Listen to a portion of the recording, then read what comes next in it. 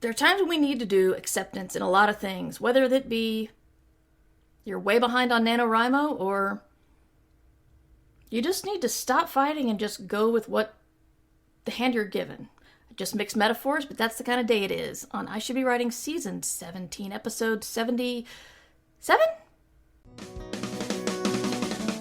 Well, I should be writing. I should be working on my craft. I should be writing. I should be submitting my next draft. But I'm sitting home watching Doctor Who. Anyway, hi there. This is I Should Be Writing, a podcast for wannabe fiction writers, creatives of all sort, and anybody who just likes to hear me talk. My name is Mer Lafferty. I have been a podcaster since 2004 and a pro writer since, I guess, 2013. 2011 if you want to count when I sold my first traditionally published book. And I like to talk about writing here. It is NaNoWriMo, day 16. The goal is there on the video, and if you're not watching the video and you're listening to this and you want to know what the goal was when this aired, it is 26,667. We hit the halfway point yesterday. For those of you who have 25,000 or more, well done. For those of you who have fewer than 25,000 and keep writing, I'm there with you. Personally, it's been a bit of a rough 7 days. I've got a family member in the hospital again, and just, you know, it's like all you remember is the stress you felt, but not necessarily the what you did to make the stress happen? I don't know. Anyway, and if you're new to the podcast right now and wondering what the hell that is on my face, that's a spider bite. Pretty sure. It's some sort of thing bite. Whatever it was, it crawled on my face when I slept and it bit the hell out of me. It's creepy whether it's got 8 legs or fewer or more, and it's on my face. So that's been fun too. Anyway, welcome. Glad you're here. Shards finds it calming to listen to me. Thank you. That's very sweet. Sam stalled at 10,000 words. Let's talk about that in a minute, Sam. Not specifically you. I'm not putting you on a spotlight here, but we'll talk about that. Shards is under 4,000 words short. Annabelle, 26,200 today. Well done. Sure, it looks bad, but you should see the bite she left on the spider. That's right. Ran away yipping with its tail between its legs. The spider that bit me had a tail. I didn't ask. Daniel, not even to 10,000 yet, but I want to get there in the next couple of days. Taking next week off from work, so I feel like I'll be able to catch up more then. Excellent. Underpope got 3,470 total. That's okay. You can keep going. You know, it's one of those things where I know it's a joke that I never ever finish Nano, but I want to be out. It's like when we did the 5K. If you've been to a World Con with me and Adam Rakunas in the past decade, I guess, we try to do a 5K run, and Adam is like about this tall and runs more often than I do, so he kind of takes the lead, and I stay in the back to make sure we don't lose anybody. And I still got my 5K in. And I am here at the back with y'all. I'm here cheering you on. Keep going. You know, Underpope, if you end the month with 10,000, that's pretty good. Raven's Creations, welcome. 17K still going. Murder Grannies are multiplying. That's beautiful. I'm very happy about that. My Nano, I think I told you guys this, but my Nano novel also has a murder granny. I'm very happy about that. Fell into a 4-day slump of no writing due to health, and finally kicked it and solved one of my glaring potholes that was keeping me from writing. I don't care if I don't hit 50K, I've written more than I have in a long time. Yay! That deserves the yay button, and we're not even to the good news part of the podcast. Yes, plot holes. I probably would have quit like all my other tries before if I hadn't been listening to I Should Be Writing. Thank you, Shards. That's very sweet. And, yeah, I had the problem of I really had to get some freelance stuff done today, and I'm not sure if I'm going to count that or if I'm going to try to get some regular words in. I don't have a lot of time because I'm going from here to like the hospital and then back home to do a class at 6 and then a meeting at 7:30. Tuesdays are getting to be really stressful. Okay, so what I'm working on is I'm working on my working title is Nitro Infused Cold Brew for my own reasons. And this is my psychological thriller in Stardew Valley. My main character is the person who inherits her family's farm. There are a couple of people that I've invented for the Stardew Valley place because, namely, there just aren't a lot of people in Stardew Valley. And, but yeah, right now I'm even using everybody's name. I mean, it is like blatant fan fiction. Using everybody's name just as it is, and then if it ever gets to a point where I'm comfortable submitting it somewhere, I will be doing a lot of search and replace and people reading over just to make sure I didn't have a misspelled Marnie in there somewhere.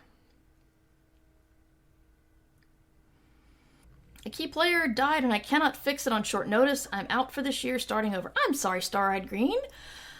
Or you say starting over with the outline, do you mean you're starting over like with NaNoWriMo, or are you going to like just consider the NaNoWriMo gone and you're going to start over when you feel like starting over on that book? Because, I mean, I've done a couple of retcon things realizing that, I think her parents should be divorced. And so, like, I'm going to have to go back and fix all the references to Dad. But that's, I'm still going forward with these intended things. Anyway, my good news is, again, my face isn't rotting off, so I'm proud of that. If you guys have good news, we've already cheered all of the NaNoWriMo people, whether you are at word count above or below. If you're writing, I'm cheering for you. But if you want to put any more good news in the chat, now's the time. And if you have good news you want to give me and you are listening to this later, then just email me and I'll put it in the next recording. Double good news. A member in my writing group had a story accepted at Apex, and all but one of our members are going to Worldcon. Awesome! That's awesome. Gabriel, very cool. Starting over with a stronger outline. Great, Starry Green. If that's what you need to do, rock onward and upward.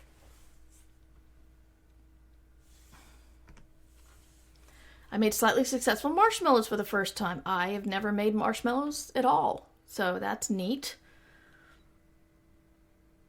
So if you have any more good news, let me know. I need to get talking because I've really gone slowed so far. Yeah, we are supported again by Scribophile. I realized I did not have that image up. That's not good. Scribophile is where you can go to find a community of writers. You can get beta readers, build a writers group, find people that are like yourself. It's a good feeling during NaNoWriMo to have this whole community feeling that we're all going through the same thing together. And then December comes and everybody just kind of goes back to their own thing at their own pace with their own friends. And sometimes people need to find a community elsewhere. Scribophile is a good place for that. So, yeah, check them out, scribophile.com. I put the link in the chat, and the link will also go into the show notes. Thank you for the support, Scribophile, and very glad to send people your way. So I titled this podcast Acceptance. And part of it has to do with NaNoWriMo. But another part was, it's silly to say this, but I am classic ADHD where I get an idea and I want to run with it really far. Or until I get tired. I'm honest with myself, at least. Some things like podcasting.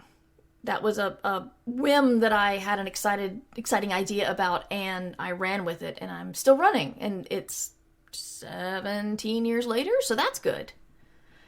Glad I did that, but I am a sucker for Christmas romances. Don't really like romances a lot of the other time. I don't like fireman romances or military or ex-military romances or action romances. I like Christmas stories with romance in them, and it's a very specific thing.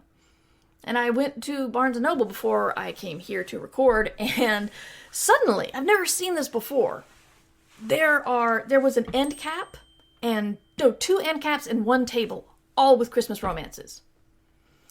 And I was thinking about the stack of books I still need to spend some time with, like that, and I didn't buy any. And granted, I do have at least 2, I think, that I haven't read, that I bought in previous years. So I didn't buy any.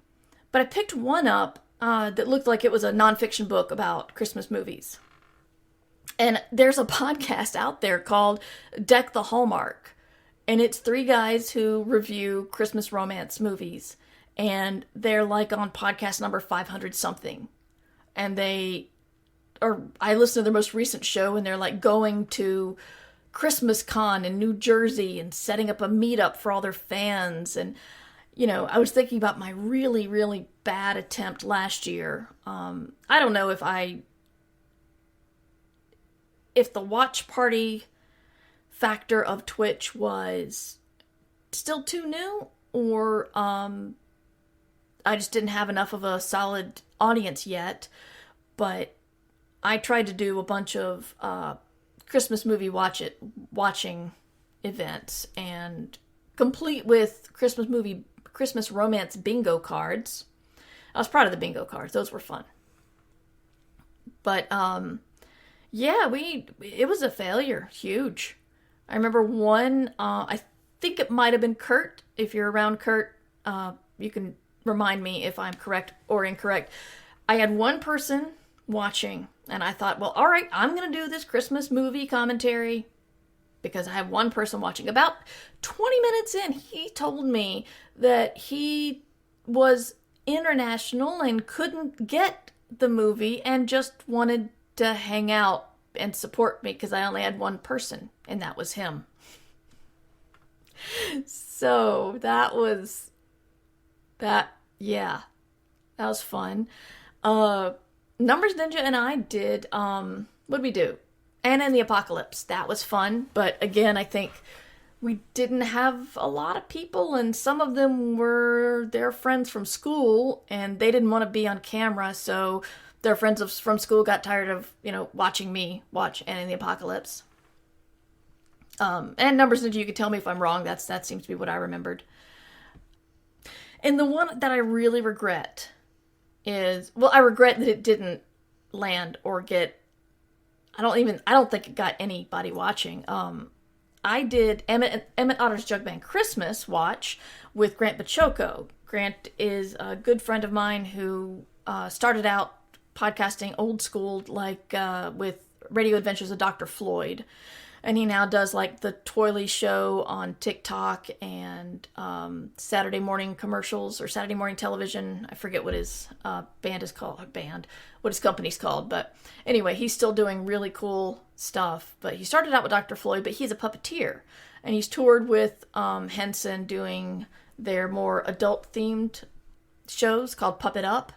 So I wanted the point of view from a puppeteer, and bonus, a Henson puppeteer, to watch Emmett Otters with me. And it was a lot of fun, even though nobody was there.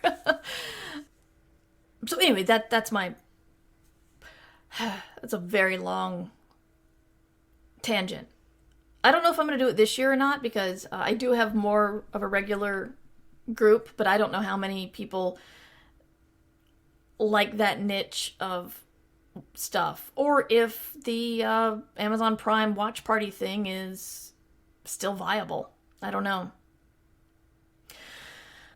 But I when I picked up this book about the deck the Hallmark guys, my first thought was, oh, damn, I wish I could do that. I could do that for books. I could just have a podcast where I read Christmas romances all the time and comment on them. And I bet I could find somebody to do it with me. And then I thought, yeah, Mer, you've got a lot of good ideas.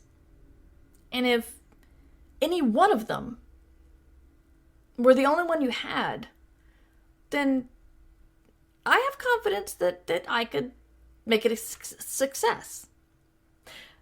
But I also have ADHD, and I'm also a writer and already a podcaster on one show and another one on hiatus. And I'm finally to the point where I can accept the fact that, no, I can't do a Christmas podcast. I can't. And it made me sad. I think with podcasting, I still have that pioneer mentality of we just tried anything. No one ever talks about it because I guess they don't want it. But I will shake my old lady cane at the clouds and say a podcast initially meant a method of distribution of a file, not audio. So you could make a video podcast, you could make a PDF podcast, which is what I did when I released my book, Playing for Keeps. I did it serialized, and I did it both PDF and audio. So it's like we came up with ideas and we did them. And now I'm at the point where I'm like, okay, I can't do a Christmas romance podcast. I just can't. I mean, what I'd really love to do is a watch of all the Office Christmas episodes, but I don't think we can legally do that because it's not on Amazon Prime. But I'd watch an MST3K take on Christmas movies. Oh, I'm not kind. No, I'm not kind. I'm very cynical. That's what the bingo cards are for. You know, Santa's real. Suddenly there's snow. Someone's got a permanent someone's got a terminal illness and will show you the meaning of Christmas. Contrived meet cutes, yeah, that's a good one. Then of course there's all the romance tropes of hate each other when you meet each other, and one of them is connected to bad corporate group, and one of them is scrappy small business person. Then there's the handsome lumberjack ex-boyfriend. That's my favorite, the handsome lumberjack. Like, I'm from the mountains. Handsome lumberjacks were not around as much as they are in the Hallmark movies. And if they were, they usually were not people I wanted to hang out with. I went to school with people who probably eventually became handsome lumberjacks. Why can't romances just be two people enjoying each other's company instead of snarkily sniping at each other until they kiss? Well, because that's not fun to watch. It's you got to entertain people, and you've got to have a reason that they can't be together, because that becomes the reason they fight against. That becomes like one of the conflicts. Now, granted, there's a story, Numbers Ninja, and I really like, called the Christmas List, I think. I can't remember. I'll have to find it and post it, but it's a story about a woman who's dumped on the first day of Advent, or like the weekend before Advent, sometime around there. And she's utterly miserable and tries so hard to get him back. And it sort of becomes a love story, but it's much more of a story of how she finds her own self-worth. It's like a novella. It's short, it's cute, and there is a happily ever after, which is cool, but it does not have the conflict that I just said has to exist. But I can imagine people who really, really love the romance part of Christmases, the romance part of romances, I can see them not liking it because there is little, sexual tension. It really is about the heroine and her various problems in life, including romance. So, I recommend that one. That one's always a very feel-good, quick listen for me around the holidays. And yeah, they don't always have to be sniping at each other. There can be one of them is with somebody else, or one of them doesn't want to get involved because they're leaving town at the end of the year, or like when Harry met Harry, it was about don't want to ruin the friendship, so we have to just pretend that never happened. And so that wasn't really sniping at each other, but it certainly did create tension. So yeah, you don't have to have... I do dislike the ones where you've got like this rich jerk and the woman who pursues him for no real reason that I can identify with. Am I watching A Castle for Christmas for Carrie Elwes? I don't know. Where is that? I must have it, please. A friend of mine linked me to Hallmark Christmas movies to say that, that there's like a site and a listing, and I don't get the Hallmark channel, so that made me sad. Numbers Ninja says, I personally think watching two people share interest and fall in love is interesting, and the love being prevented due to outside factors is much more interesting than they secretly love each other but hide it by acting like preschoolers. Fair. Okay, I see what you mean now. You're right. I don't like it because what if one of them genuinely doesn't like the other, but the other's thinking, oh, I'm doing romance right. I got into 3 arguments with that cute guy today. I'm almost there. Numbers Ninja, I really need to comment on pop culture with you more often. You're a lot of fun. I cannot with big misunderstanding plots. Oh, God. The misunderstanding ones? Yes. The misunderstanding where you just... If you just said, like, a sentence, one sentence to clear things up, that would be okay. And that's the one that really, really gets me. Just purposefully not informing people of stuff that in reality totally would. There's a shit... I love most of the writing in Schitt's Creek. But there's one episode called The Affair, and I don't know, I'm going to spoil one episode of Schitt's Creek. It's off the air, it's streaming now. I don't think it's a huge plot spoiler, because it's not like whole arc. Anyway, so Moira Rose, the fancy movie star turned penniless, a woman living in a hotel, gets on the city council and goes to a local municipal convention with the mayor of the town, who she finds utterly disgusting. And they get drunk, and she wakes up fully clothed on top of the covers on his bed. And he's in the bed. But she's like, there's no question that anything happened. It's like, they weren't even, like, situated in any sort of comfortable position that would have led to something naughty. And when they get home and she's trying to explain what happened, and her husband, he's like, yeah, I know you would never do that, but why didn't you tell me about it, etc. She never says, I woke up on top of the covers, clothed. And that's all she had to say. Yeah, it's getting drunk around Roland and somebody she finds, tolerable, but definitely not sexy in any way. I could say that's awkward and embarrassing, but really, it's like, there was just that little piece of information she never said, ever. So yeah. This podcast was supposed to be about acceptance, and I started talking about romance. But you know what? It is relevant, because if you're trying to put romance in your books, you need to think about what has to keep the people apart. Please try to make it something. Not just I've been hurt before and don't want to get involved. Unless you can play that up really well. A Castle for Christmas is on Netflix, and my wife has informed me that I'm watching it with her. Wow.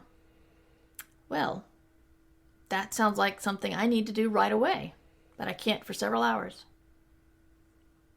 I love friends to lovers plots. Yeah, me too, Firewriter. Or the only one bed trope, yes. He wears a kilt. The Rhoda, I just wish I could fast forward about 4.5 hours and I would be on the couch with a glass of wine and Castle for Christmas. And I wish Netflix would do a similar streaming permission thing, but I don't know if Amazon would let them do it on Twitch. But there's also the opportunity to perhaps queue up a movie and everybody just hit start at the same time and still be just streaming like this.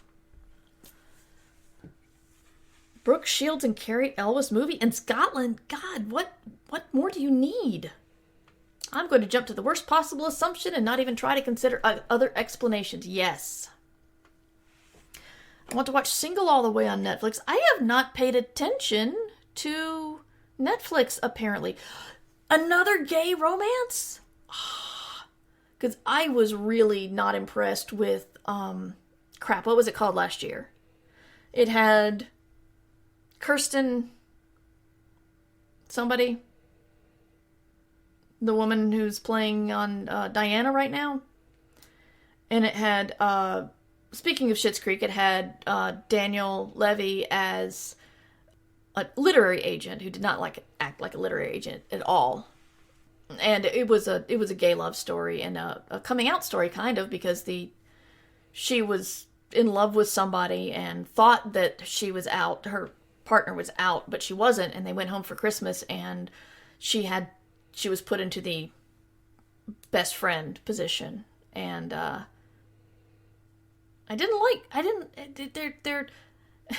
the movie seemed a lot like they shouldn't be together, and instead one of them should be with a high school sweetheart person. So I was not impressed with overall that movie, but I was really glad that a gay romance came out. So Single All the Way is on Netflix. I will check it out. Thank you for the hydrate, Jasmine. Enemies to lovers can be done well, but it's got to be dramatic. It's got to have some history. It can't be two people meet, immediately hate each other, and fall in love 2 weeks later. Yeah. Castle for Christmas won't be online until November 26th. A Season of Love is a great romance movie. Netflix has a watch party feature, but I'm not sure how it works. I'll look into that. Happiest Season with Kristen Stewart. I think that's right. And it's a fun movie and I am not on the LGBTQ group, but so they might disagree with me. But I think one person, the romance hinging on being comfortable to being out with your true identity is an interesting conflict for me, but it's possibly because I don't see it that often. But I think it worked really well with the family. That was an interesting part. But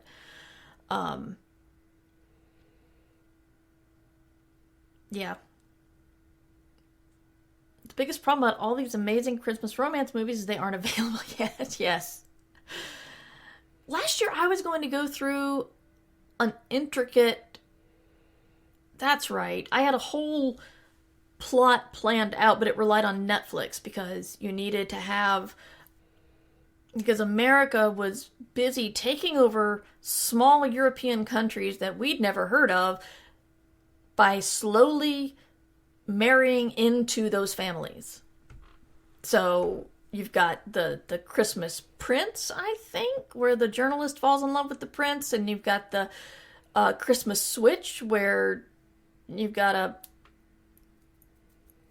Tale of Two Cities? I don't know. People who look exactly alike switch places. And then you've got this Christmas Switch again, which is where they just took the same actress and made her play 3 people, which I'm really hoping we're going to get 4 this holiday season. Really hope. Last year was also Dashing in December, which was a classic Christmas romance. Andie MacDowell playing the mother of the businessman who wants her to sell the ranch, then falls in love with the handsome ranch hand. Yeah, there we go. Yeah, I don't even know if I can call this an I Should Be Writing. Summer's got to be listening to this going, where in the hell do you want me to stop this? Because, like I said, I'm kind of broken this November. I'll just say it. There's just a lot going on that I planned for and a lot going on that I didn't plan for. And I will do my best to get something regular going again. And then I'm taking December off of podcasting. I'll still be streaming. Possibly watch-alongs. But the podcast is going to take a little break while I rethink some Patreon stuff. And, yeah. By the way, if you are a Patreon supporter now, nothing will change. You don't have to do anything. Don't worry. Patreon has a really good system of being able to leave the people who are already supporting you at a certain level if you ever change that level. It's like, that's good.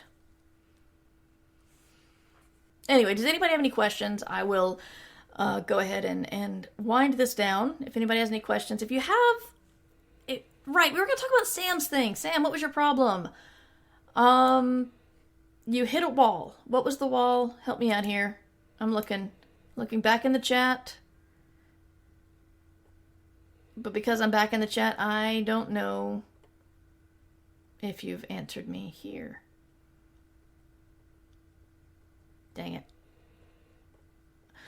Alright, Sam, I can't find it. If you're still around, let me know what your problem was, because I did want to address it, because it was really good.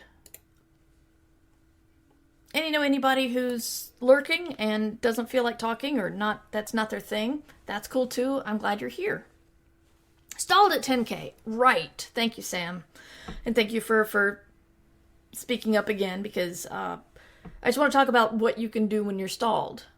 There are a variety of things. What I like to do is I like to tell somebody's backstory. And because it's NaNoWriMo, you don't have to make a smooth transition. You don't have to do anything.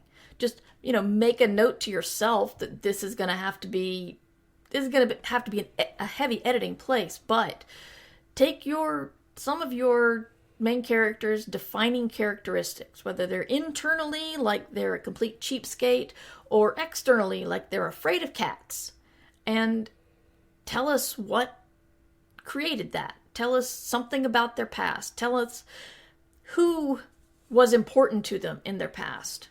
And then as you brainstorm that, you may come up with ideas of, okay, well, their brother was a psychopath who liked to put cats in their room when they were sleeping, or cats on their chest when they were sleeping, or something. Then, okay, you got a psychopath brother. Can psychopath brother come back to this main now part?